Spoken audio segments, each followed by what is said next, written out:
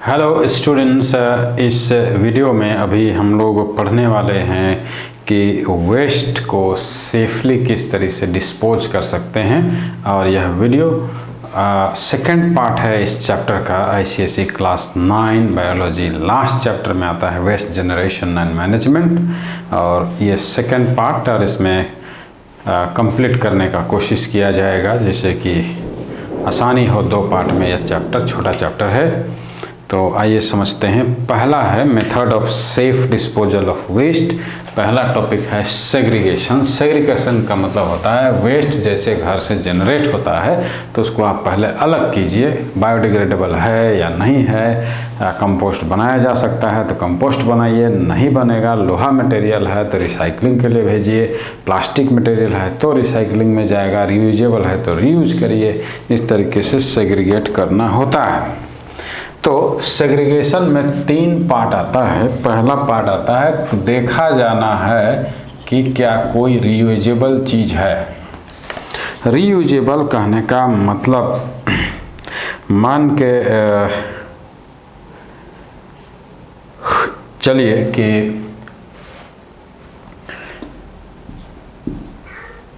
कोई plastic wears है, plastic wears है तो उसको आप रीयूज कर सकते हैं। इसको रीयूज या रीपर्पस किया जा सकता है। जैसे कुछ जार होता है, प्लास्टिक जार, जिसमें कुछ लोग उसमें पिकल रखने का काम करते हैं, कुछ लोग सॉल्ट रख देते हैं, कुछ लोग कुछ मसाले वगैरह किचन में रखते हैं। इस तरीके से पर्पस उसका बदल सकता है यूज। तो आगे बढ़ते हैं, समझते हैं। डिग्रेडेबल दूसरा कैटेगरी है सेग्रीगेट करने का, वो है डिग्रेडेबल, मतलब डिकम्पोज होगा। वो डिकम्पोज होगा तब इसको कंपोस्टिंग में इस्तेमाल किया जा सकता है। Composting can be done.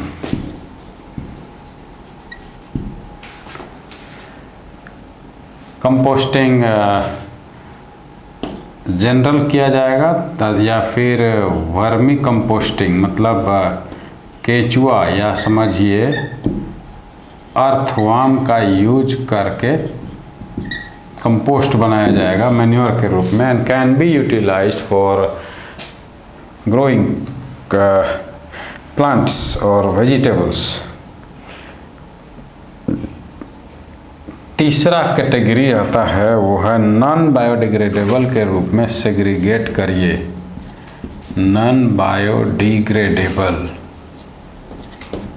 जो ना सड़े, तब उसको आप क्या करेंगे। इसमें ध्यान देना होगा कैन बी सेंट। तो नॉन बायोडिग्रेडेबल में सेपरेट करिए, और जैसे कि एग्जांपल प्लास्टिक्स ले लीजिए,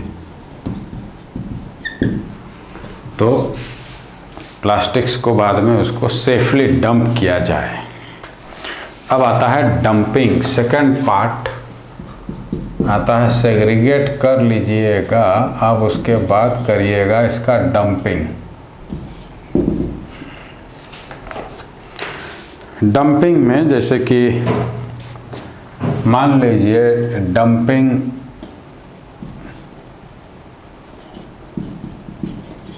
dumping of biodegradable waste, degradable waste. आपको गड्ढा खोदना होगा, मान के चलिए 5 मीटर लंबा लेना है, 5 मीटर लंबा, 1.5 मीटर चौड़ा, और इस प्रकार इस गड्ढा को करीब 1.5 मीटर 1.5 मीटर गड्ढा होना चाहिए इस तरीके से, और इसमें आप डंप करिए कचरा को। And once it is full, जब फुल हो जाए तब उसमें थिन शीट डालिए। किसका? थिन शीट, मतलब पहला तो ये वेस्ट है, बायोडिग्रेडेबल वेस्ट,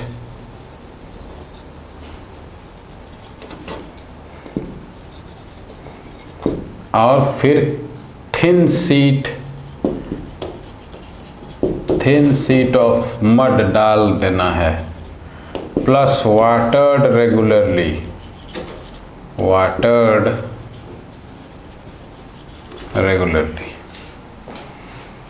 तो ये जो फिगर है वो है कंपोस्ट पिट का, कंपोस्ट पिट, जिसमें सड़ने वाले मटेरियल को डाल करके सड़ाया जाता है और उससे मैन्योर बनाया जाता है। कंपोस्ट रिच इन फॉस्फोरस होता है, very very useful for growing crops. और अगर आप इससे और बेहतर तरीके से चाहते हैं जो इसका यूजेबल न्यूट्रिएंट्स यूज हो सके, प्लांट्स यूटिलाइज कर सके, तब आप केंचुआ या फिर अर्थवर्म का यूज कर सकते हैं। और वो इसको जब खाएंगे और फिर जब उनके डाइजेस्टिव सिस्टम से होकर गुजरेगा, तब वो जो मैन्योर होता है जिसको वर्मी कंपोस्ट कहते हैं, तो वो बहुत यूजफुल और very easy for the plants to absorb nutrients, इस ग्रेड का कंपोस्ट होता है। अब आगे समझते हैं कि तो ये तुरंत नहीं बनता है, करीब करीब याद रखिएगा ये अराउंड 6 मंथ्स तक तो छोड़ देना चाहिए, भर जाए, कवर हो जाए, तो उसके बाद अराउंड 6 मंथ्स तक कवर कीजिए। और बरसात आने से पहले अगर कवर किए हैं तो it will take around 4 months, जल्दी होगा।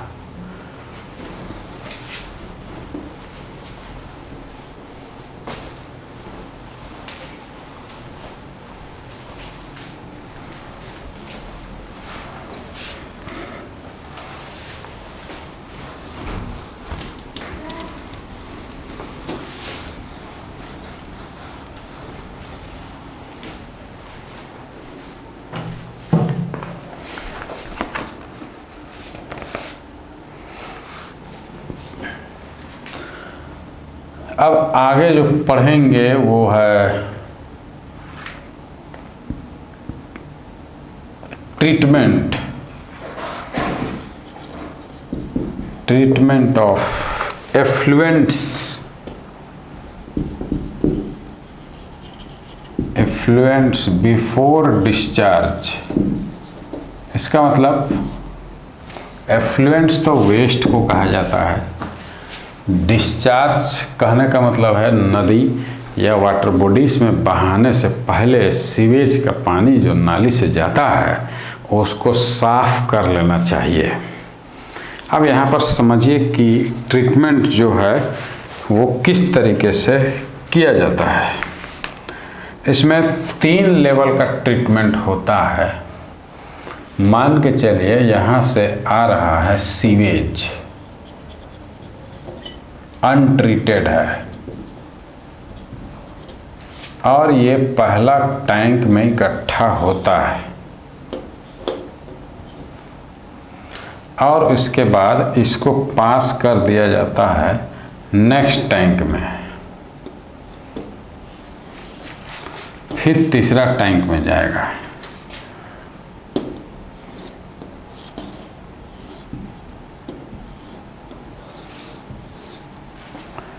तो पहला टैंक से दूसरे टैंक में पार किया जाएगा। अब ध्यान से समझिए, पहला टैंक में प्राइमरी ट्रीटमेंट होता है, प्राइमरी ट्रीटमेंट,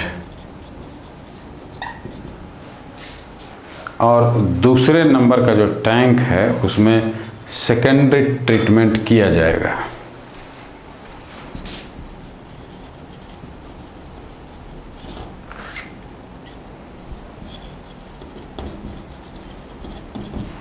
और थर्ड ट्रीटमेंट है वो है टर्शियरी ट्रीटमेंट।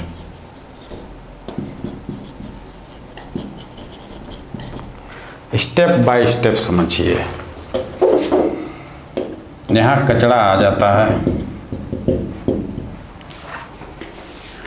प्राइमरी ट्रीटमेंट में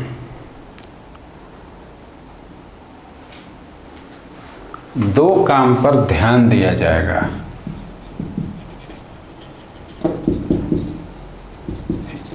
मेजर बात जो है उसको याद रखिएगा। प्राइमरी ट्रीटमेंट पहला कोशिश किया जाएगा सेपरेट करना, सेपरेशन ऑफ लार्ज डिब्रीज, बड़े कचरे हैं उनको अलग कर लीजिए। और दूसरा काम करना होगा वो है सेडिमेंटेशन। सेडिमेंटेशन के लिए कहीं कहीं पर फास्टर सेडिमेंटेशन हो तो उसको लोडिंग कहते हैं। लोडिंग के लिए यूज होता है सैंड मटेरियल या फिर फिटकरी का इस्तेमाल किया जाता है, एलम जिसको कहते हो। दूसरा आता है सेकेंडरी ट्रीटमेंट। सेकेंडरी ट्रीटमेंट में ध्यान रखिएगा ये बायोलॉजिकल मेथड होता है। मतलब इसमें ऑक्सीडेशन बाय माइक्रोब्स किया जाता है। ऑक्सीडेशन बाय माइक्रोब्स, जैसे बुक्स में पढ़ें तो लिखता है कि the waste water is pumped into oxidation tank where microbes होता है जो ऑक्सीडाइज कर देता है उसको, और फिर वो स्लज के रूप में नीचे बैठेगा। Oxidation by microbes basically bacteria होते हैं, और इससे जो निकलेगा वो है स्लज, जो गाद कहिए, वो कचरा वो इकट्ठा हो जाता है। फिर पानी साफ वाला कलेक्ट होगा, फिर लास्ट में उसको टर्शियरी ट्रीटमेंट उस पानी का किया जाएगा। टर्शियरी ट्रीटमेंट, टर्शियरी ट्रीटमेंट करने के बाद कैसे किया जाएगा, तो इसमें ये केमिकल मेथड है। ये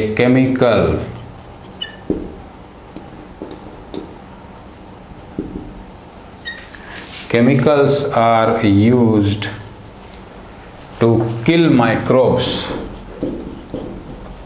to kill microbes and pathogen, समझिए जिससे बीमारी होता है उसको डिस्ट्रॉय करने का काम टर्शियरी ट्रीटमेंट में किया जाता है। इस प्रकार साफ हो जाता है पानी। तो पहले ये रहा प्राइमरी ट्रीटमेंट का, ये रहा सेकेंडरी ट्रीटमेंट, ये रहा टर्शियरी ट्रीटमेंट। प्राइमरी ट्रीटमेंट देखा जाए तो ये पूरी तरह से फिजिकल मेथड है, और सेकेंडरी ट्रीटमेंट जो है वो बायोलॉजिकल मेथड है, और थर्ड जो है वो है केमिकल मेथड। केमिकल का यूज किया जाता है। तो इस प्रकार ट्रीटमेंट ऑफ सीवेज या एफ्लुएंट्स को before they are discharged to water bodies किया जाता है। तो ये जो ट्रीटमेंट ऑफ सीवेज है इस पर ध्यान दीजिएगा, समझने का कोशिश कीजिएगा कि वेस्ट मटेरियल को कैसे ट्रीट करना है। अब आगे हम लोग डिस्कस करेंगे इंसिनरेशन के बारे में। बाद में इसको डिस्चार्ज किया जा सकता है फाइनली इस पानी को to water bodies, to water bodies इसको ट्रांसफ़र कर दिया जाएगा। यहाँ से कनेक्टेड होता है, बड़े बड़े टंकास होते हैं, इसमें सीवेज को ट्रीट किया जाता है। चलिए अब आगे बढ़ते हैं। वो है इंसिनरेशन, मतलब जो वेस्ट है उसको जला करके कैसे वेस्ट को कम किया जा सके।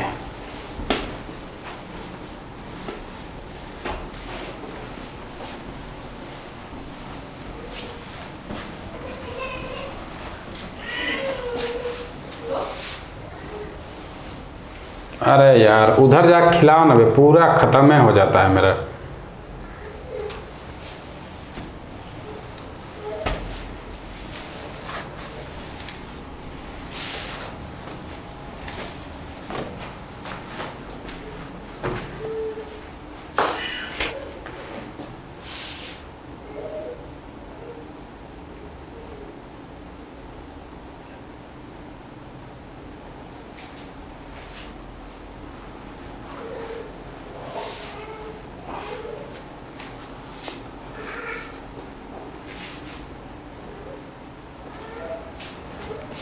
चलिए अब आगे पढ़ते हैं इंसिनरेशन।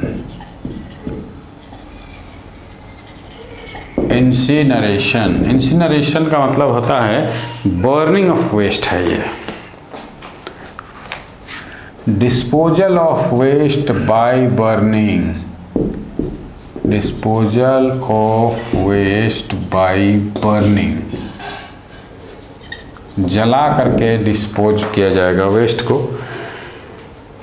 पर्पस ऑफ इंसिनरेशन क्या है? पर्पस, जैसे ये टॉपिक है इंसिनरेशन तो इसका पर्पस क्या है?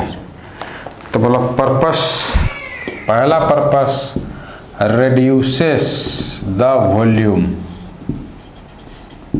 of waste। देखिएगा बहुत ज़्यादा वेस्ट है, जला देने पर वो थोड़ा सा बचेगा। Volume of waste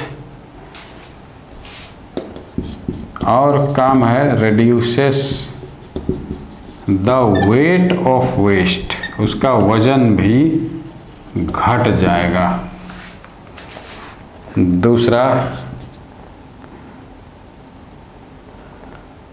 reduces toxicity, reduces toxicity of wastes, waste का टॉक्सिसिटी को घटा दिया जाता है। अब समझा जाए कि इम्पैक्ट क्या होगा अगर आप जलाएंगे वेस्ट को।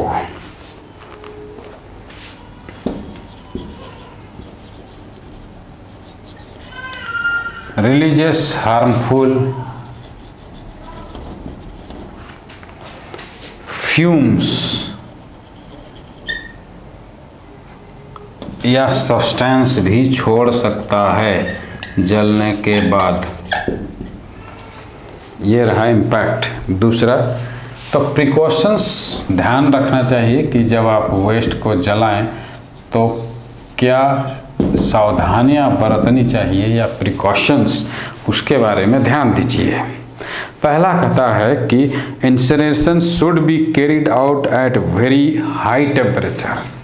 पहला should be carried out, should be carried out at very high temperature, बहुत हाई टेम्परेचर पर इस काम को करना चाहिए। दूसरा काम है pollution control devices, pollution control devices should be used, उसका यूज किया जाना चाहिए। और इंसिनरेटर्स जो होते हैं जिसमें आपको जलाना है, incinerators should be installed away from residential areas. मतलब जिस एरिया में आप रहते हैं या लोग रहते हैं, बहुत ज़्यादा डेंस आबादी है, घनी आबादी है, उस इलाके में आपको नहीं जलाना है। This is what we have to keep in mind. कुछ एडवांटेजेस हैं एसोसिएटेड विथ इंसिनरेशन। तो यह है एडवांटेजेस ऑफ इंसिनरेशन, क्या फ़ायदा मिल सकता है। पहला एडवांटेज जो समझिए वो है